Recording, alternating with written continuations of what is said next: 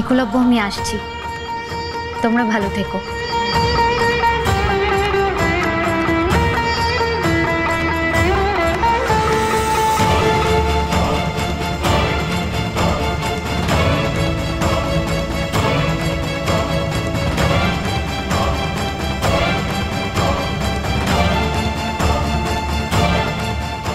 যা করেছিস আমাকে তো না বলে করেছিস। এবার একটা কথা অন্তত শোন, রাঙাকে একটু ডেকে দে, আমার ওর সঙ্গে কথা আছে।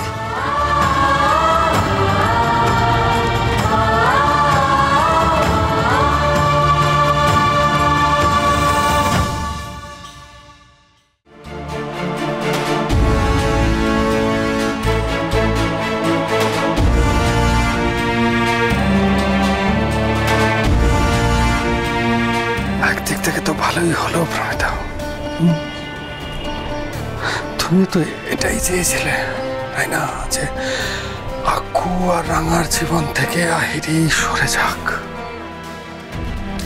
সেটাই তো হলো, থাকো শান্তিতে। দেখো যদি সত্যি নিজের সিদ্ধান্ত অনুযায়ী নিজে ভালো থাকে তাই থাক।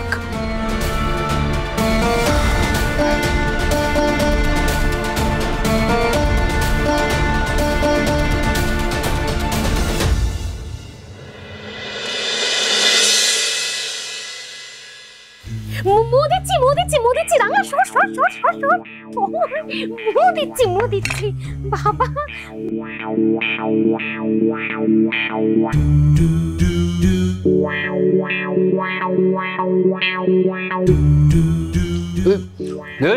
রান্নার স্বাদটা এখন একটু অন্যরকম হয়েছে না?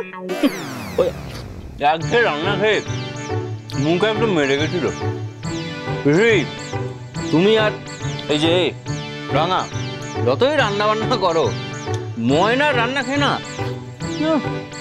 অন্যরকম একটা অনুভূতি হচ্ছে আমার। আসলে উড়িষ্যার রান্না তো দারুণ। তোমাদের এই মুহূর্তে একটু অসুবিধা হবে, কিন্তু পরে শুট করে যাবে।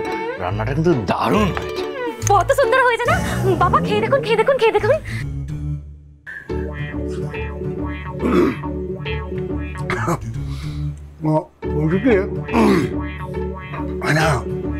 শুধু শুধু সুস্থ শরীরকে ব্যস্ত করার কি দরকার? মানে এমন চলছিল, চলুক না।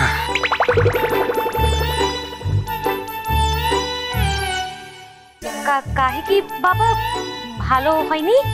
না মানে এটা ঠিক কি, মানে বুঝতে পারছি না। খেয়ে কচু শাক, কচু শাক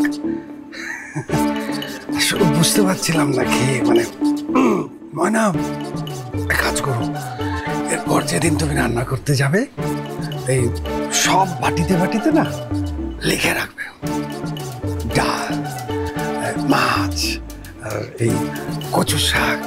হ্যাঁ,